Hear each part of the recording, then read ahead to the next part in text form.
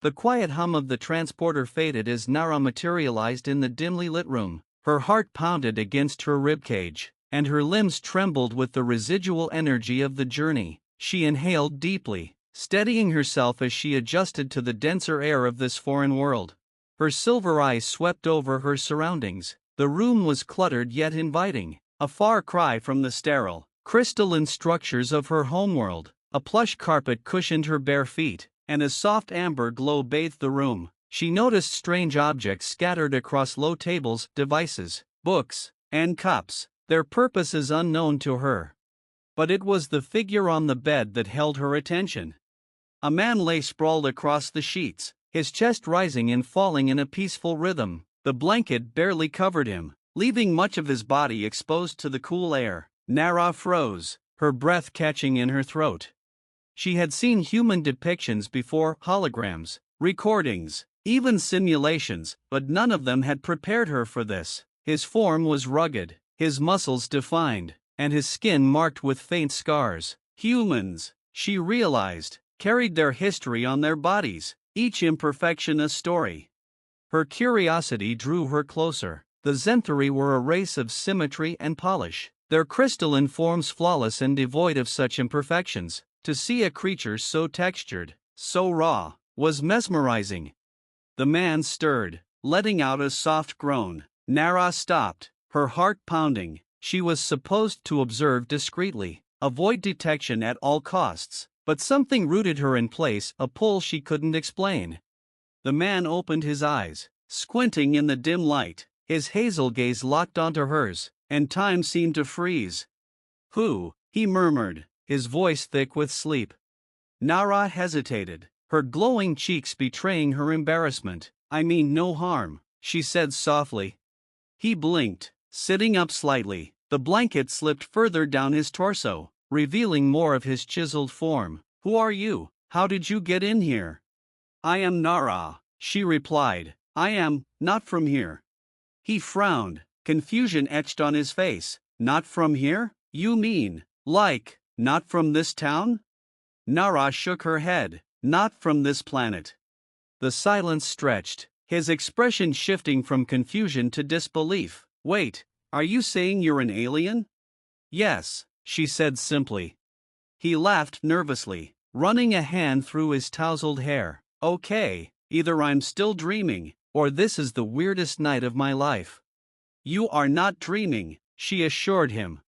He studied her, his gaze lingering on her luminous skin and the faint glow emanating from her silver eyes. "You don't look like an alien. You look human, almost."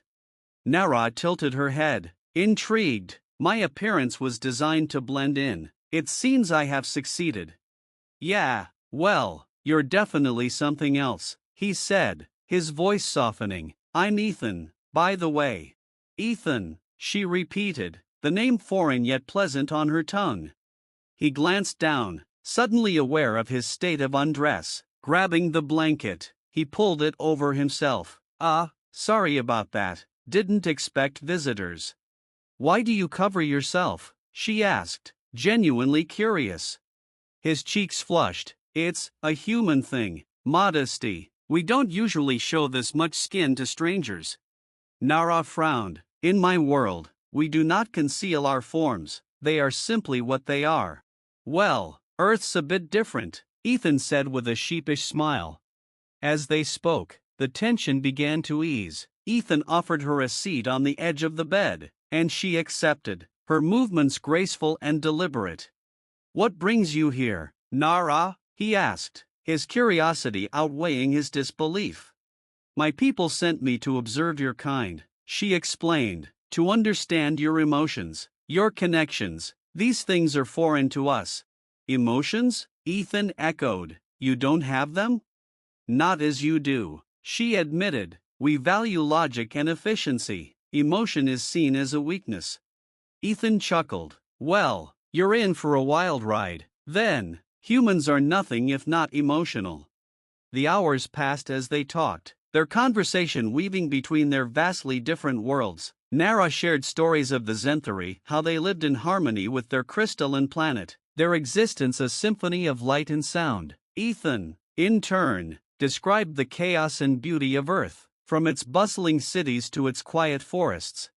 Despite their differences, a bond began to form. Nara found herself drawn to Ethan's warmth, his humor, and the way his eyes lit up when he spoke of the things he loved. She felt something stir within her, a sensation both thrilling and terrifying. As the night wore on, Ethan grew more comfortable, his initial shock giving way to genuine fascination. "So, what do you think of humans so far?" he asked, leaning back against the headboard. Nara hesitated, choosing her words carefully. "You are complex, chaotic, but there is beauty in your imperfection." Ethan smiled, a touch of vulnerability in his expression. "That's one way to put it." Their connection deepened with each passing moment, the barriers between their worlds dissolving in the soft glow of the early morning light. Nara knew her mission had taken an unexpected turn. She was no longer just an observer. She was a participant in the very emotions she sought to understand. As the first rays of sunlight spilled through the window, painting the room in shades of gold, Nara felt a warmth she had never known. For the first time, she understood what it meant to feel. The early morning light spilled through the thin curtains, illuminating Ethan's room in golden hues. Nara sat cross-legged on the floor, her glowing silver eyes scanning the array of objects Ethan had laid out before her. "These are artifacts?" she asked, picking up a small wooden carving. "Sort of," Ethan replied, sitting across from her. "That's a figurine my mom gave me. It's supposed to bring good luck." Nara tilted her head. "Luck? Is it a tangible force here?" Ethan laughed. "Not exactly. It's more of an idea, a hope that things will go your way." "A hope," Nara murmured, her fingers brushing the smooth wood. "Your species places significant value on intangible concepts." "It is fascinating." Ethan grinned. "You're not wrong. Humans are dreamers. We cling to ideas, even when there's no evidence to back them up." Her gaze softened. "Perhaps that is why you are so resilient."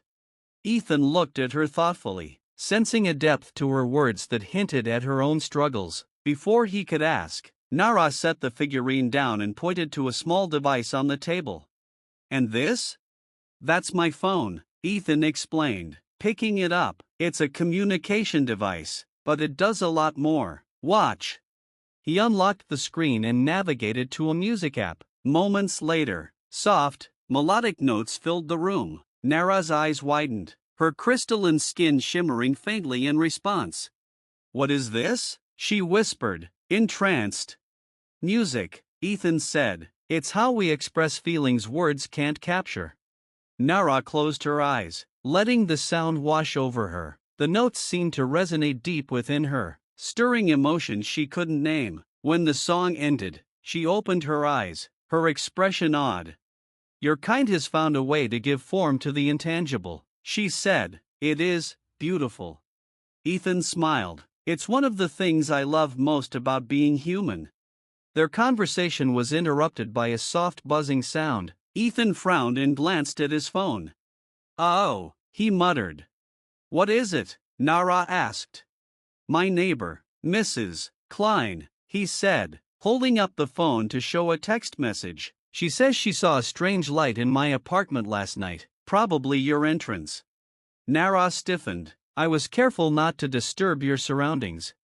"Yeah, but she's nosy. If she saw something, she'll come snooping around," Ethan said, standing up. "We should probably move you somewhere less conspicuous." Nara nodded, though her glowing skin dimmed slightly, a sign of unease. "Where will we go?" "I know a place," Ethan said, grabbing a jacket. "It's not far, but we'll need to be quick." "The hideout." Ethan led Nara through the quiet streets, taking care to avoid any early risers. The air was crisp, the faint scent of dew mingling with the earthy aroma of trees. Nara followed closely, her movements silent and fluid. "Where are we going?" she asked. "There's a little cabin on the edge of the woods," Ethan explained. "My uncle used to take me there when I was a kid. No one goes there anymore." The journey was uneventful, but Nara couldn't help feeling exposed. Her silver glow, though faint, was still noticeable in the dim light. Ethan seemed to sense her discomfort and offered her his jacket. "Here," he said, draping it over her shoulders. Nara hesitated before slipping her arms through the sleeves. The fabric was warm and carried Ethan's scent, a mix of pine and something she couldn't identify. "Thank you," she said softly. They reached the cabin just as the sun peeked over the horizon. It was small and rustic, nestled among tall trees that swayed gently in the morning breeze. Ethan unlocked the door and gestured for Nara to enter. "It's not much, but it's safe," he said. Nara stepped inside, taking in the simple furnishings: a worn couch, a small kitchen, and a bed pushed against the far wall. Despite its modesty, the cabin felt cozy. "This will suffice," she said, her voice steady but tinged with gratitude. Ethan set his backpack down and turned to face her. "So, what now? Are you just going to observe humans forever, or is there more to your mission?" Nara hesitated. "My people did not specify a timeline, they only instructed me to learn." "And then what?" Her expression darkened. "They will decide what to do with the information I gather." Ethan frowned. "That sounds ominous. Are we in danger?" "I do not know," Nara admitted, "but I have no intention of causing harm." Ethan studied her for a moment, then nodded. "I believe you." A lesson in emotion. Over the next few days, Ethan introduced Nara to various aspects of human life. He showed her movies that made her laugh and cry, cooked meals that delighted her taste buds, and even took her on a nighttime walk to gaze at the stars. Each experience brought her closer to understanding the depth of human emotion. She learned about love and loss, joy and sorrow, hope and despair, but it was her growing bond with Ethan that affected her the most. One evening, as they sat by the cabin's fireplace, Nara turned to him. "Ethan, why do you trust me?" He looked surprised. "Because you've given me no reason not to. You've been honest, curious, and kind. That's more than I can say for a lot of humans." She frowned. "But I am not human." "No," he said, his voice soft, "but that doesn't mean you can't feel. I've seen it in the way you react to music, the way you look at the stars. You're more like us than you realize." Nara's chest tightened, a warmth blooming within her. She placed a hand over her heart, marveling at the sensation. "Is this what you call emotion?" Ethan smiled. "Yeah, it's messy, unpredictable, and sometimes painful, but it's also what makes life worth living." For a moment, they simply stared at each other, the crackling fire casting dancing shadows across the room. Nara felt an inexplicable pull toward him, a connection that transcended logic. But their moment was interrupted by a distant rumble. Nara stiffened, her eyes narrowing. "What was that?" Ethan asked. "My people," she said, rising to her feet. "They have come for me." The confrontation.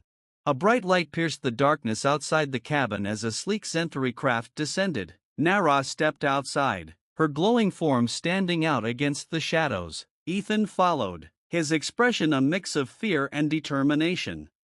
3 Zenthari figures emerged from the craft, their crystalline bodies shimmering under the moonlight. The leader stepped forward, addressing Nara in a tone that was both commanding and impassive.